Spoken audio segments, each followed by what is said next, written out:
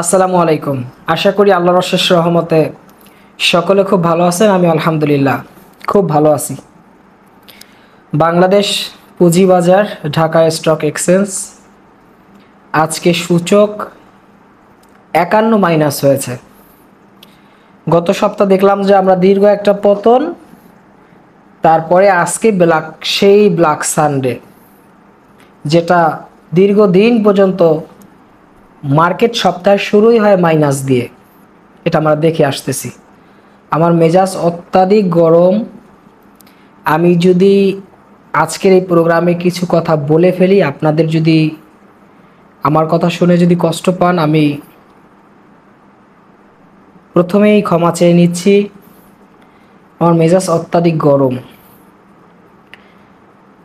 আমাদের শ্রদ্ধাভাজন আলামিন স্যার, যিনি এই বাজার একজন বিশ্লেষক, তিনি এর আগে তাকে মাঝে মাঝেই দেখা যাইতো, তিনি তার নিজের ফেসবুক থেকে বা বিভিন্ন টক শোতে তিনি আসতেন। মার্কেট একটু খারাপ হইলে তার কথা শুনেও কিছু বিনিয়োগকারীরা একটু সান্ত্বনা পেত।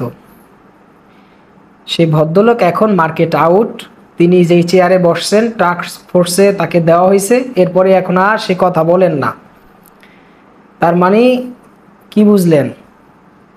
এই যে যারা ওই জায়গায় যায়, যারা ওই জায়গায় বসে, তারপর তারা বোবা হয়ে যায়। কি হয়ে যায়? বোবা হয়ে যায়।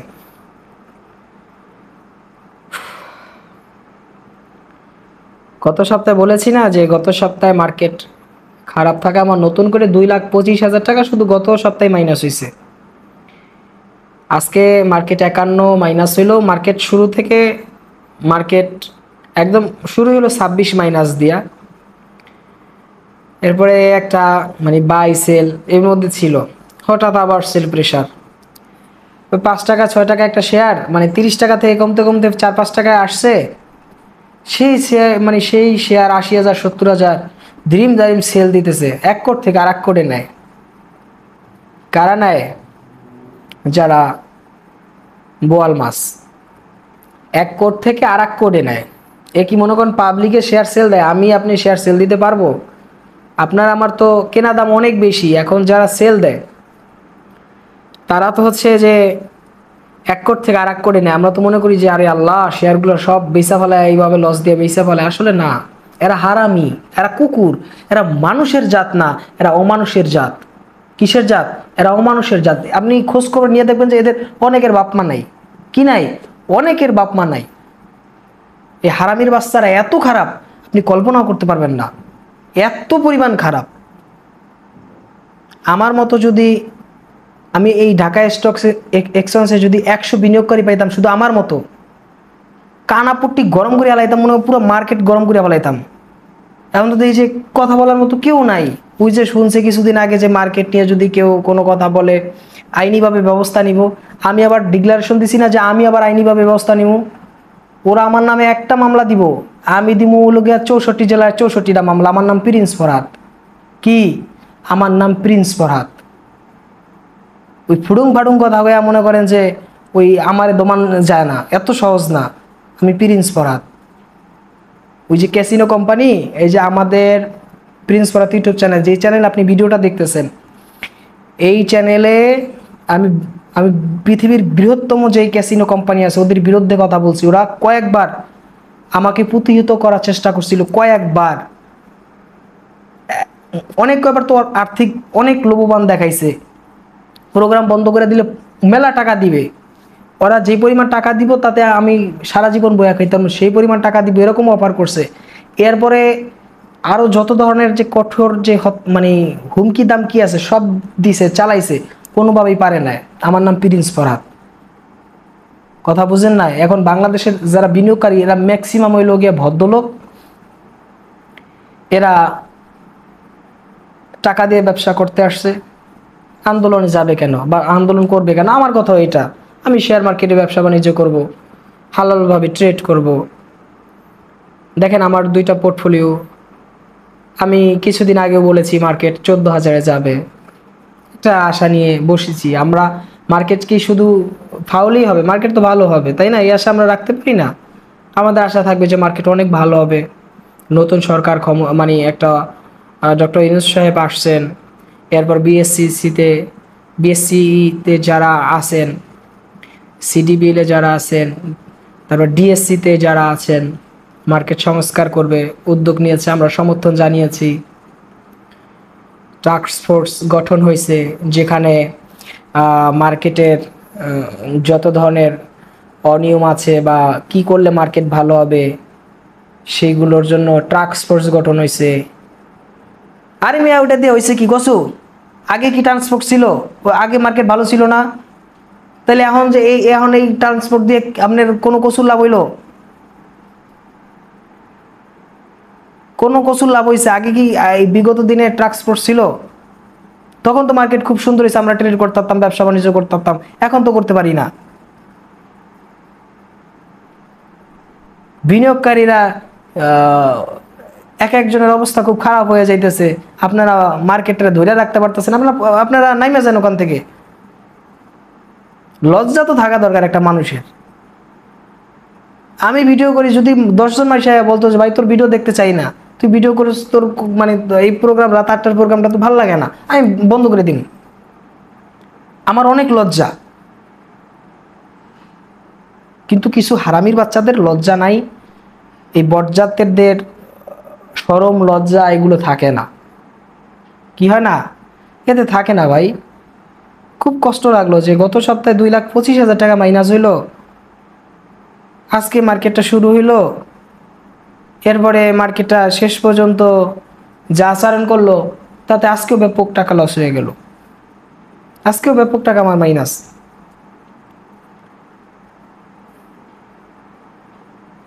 বলার মতো আছে যে 2 লাইন বা 4 লাইন কথা বলমু, বলার মতো আছে কিছু? আলামিন স্যারকে মানুষ এর আগে বাহবা দিছে, এখন তার গালাগালি করে। এর কারণ কি? তিনিও সেই পর্যায়ে চলে গেছেন। কোন পর্যায়ে? ওই যেই পর্যায়ে গেলে মানুষের তেল মারে, ওই তেল মারুন্য পর্যায়ে। আলামিন স্যারের তো মানুষ সম্মান করতো, এখন কেউ সম্মান করে না। কথা বুঝেন নাই? সে তো একজন বিশ্ববিদ্যালয়ের টিচার, ধরেন আমি একজন স্টুডেন্ট। আমি স্টুডেন্ট হইলেও আমাদের এই চ্যানেলে 4,300 মানুষের অনলাইন মানে অন্ধকার জগৎ থেকে আলোর পথে আছি, মানে ভালো করছি, এটা আমার বিশাল বড় অবদান। বাংলাদেশে এমন কোনো ব্যক্তি নেই যে 4,300 মানুষের ভালো করছে, একজন অবদান কোনো কোনো ব্যক্তির নাই। আপনি দেখান, আমি মানুষের জন্য যা করছি বা করতেছি, আপনি একজন মানুষ বাংলাদেশে পাবেন না, যে একজন ইউটিউবার পাবেন না যিনি এই 4,300 মানুষকে ভালো করছে। আমাদের এই প্রোগ্রামগুলো দেখেন, সকাল 10টা এবং দুপুর 2টার মধ্যে প্রোগ্রামগুলো দেখেন, কমেন্টসে আসেন মানুষ আমার জন্য কি পরিমাণ দোয়া করে। কিন্তু কিছু কিছু হারামি, এরা বরদোয়া নিলেও তাদের কিছু হয় না, ওরা দেখি আরো ভালো থাকে, মানে বরদোয়াদের গায়ে লাগে না। সারা দেশে 13 লক্ষ বিনিয়োগকারী মানুষ এত এত বদদোয়া করে, এত এত কষ্ট পাইতেছে, এত এত মানে ভুগতেছে, ও কিছুই হয় না।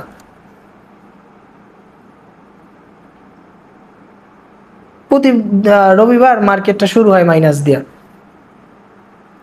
তাহলে তো মার্কেটে এখন সরকার যাদেরকে টাকা দিয়ে রাখছে, এই হাই হাই চেয়ারে বসায় রাখছে, চেয়ারে এদের তো লাগে না, হলে মার্কেট তো মার্কেটের গতিতেই চলতেছে, তাহলে এগো বেতন দেয় কি কারণে?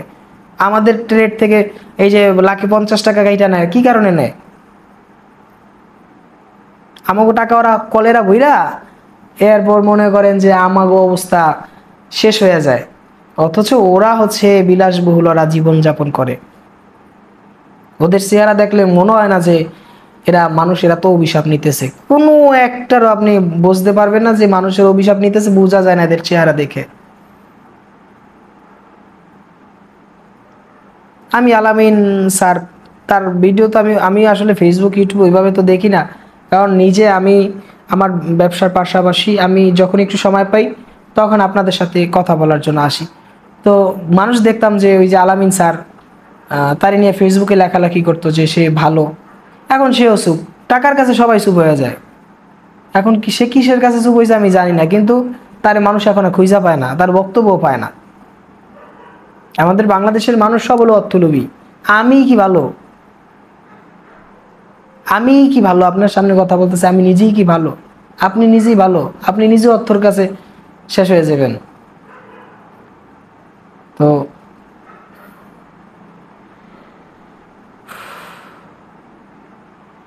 আমি হতাশ না, মার্কেটে বিনিয়োগ করে হতাশ হই নাই, আশাহত হয়েছি। কি হয়েছি? আশাহত। যা আশা করছিলাম আশাহত হয়েছি, আমি হতাশ না। পোর্টফোলিওতে তো শেয়ারগুলো তো আর চলিয়া যাইতেছে না, শেয়ারগুলো তো পোর্টফোলিওতেই আছে। হয়তো বা 30 টাকায় কিনছি, এখন 60 টাকা 8 টাকায় আসছে, এই তো। 50 টাকায় কিনছি, 11 টাকা 12 টাকায় আসছে, এই তো। দেখি, সবাই ধৈর্য ধারণ করুন, ধৈর্যই একমাত্র আমাদের সম্বল। আমরা সবাই ধৈর্য ধারণ করি, দেখি কি হয়। যারা কর্তৃপক্ষ আছে, মার্কেট যারা পরিচালনা করতেছেন, এই যে আমাদের রাশেদ মাকসুদ সাহেব, বিএসসিসির যিনি চেয়ারম্যান, তিনি একদিন বক্তব্য দিয়েছেন, তার বক্তব্য আমি শুনেছিলাম। বক্তব্যতে খুব সুন্দর কথা বলেছেন, কিন্তু কাজে কোনো সৌন্দর্য আমি দেখিনি। তার সিদ্ধান্তে মার্কেট এমনভাবে পড়েছে, এটা সবাই বাংলাদেশের মানুষ দেখেছে।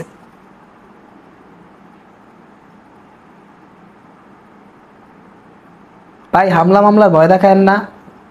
64 জেলায় মামলা করার ক্ষমতা আমি প্রিন্স ফরহাদ রাখি, নাইলে এই জায়গায় এসে কথা বলতাম না। এতটুকুই মনে রাখবেন। সকলে ভালো থাকবেন, সুস্থ থাকবেন। আল্লাহ হাফেজ।